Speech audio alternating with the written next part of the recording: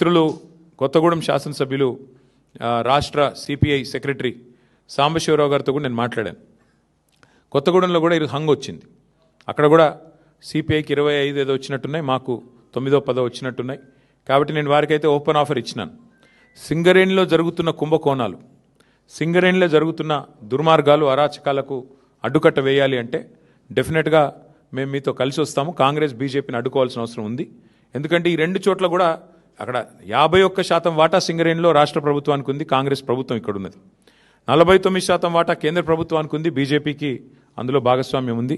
ఇన్ని అక్రమాలు జరుగుతున్నాయని చెప్పి మేము గొంతెత్తి ధర్నాలు చేసి క్షేత్రంలో ఘోషించి ప్రెస్ మీట్లు పెట్టి గవర్నర్ని కలిసి ఇంత హంగామా చేస్తే మరి ఇంతవరకు అటు కాంగ్రెస్ చప్పుడు చేయదు, ఇటు బీజేపీ చప్పుడు చేయదు.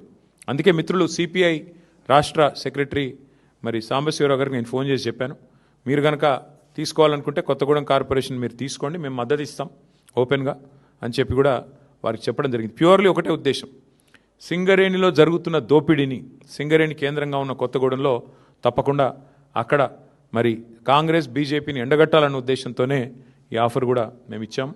అట్లా కలిసి వచ్చే లౌకిక పార్టీలు ఉంటాయి, చాలా రకరకాల కాంబినేషన్స్ ఉంటాయి. ఇవన్నీ కూడా చూసిన తర్వాత మేమైతే డెఫినెట్గా గట్టిగా పోరాడినాము.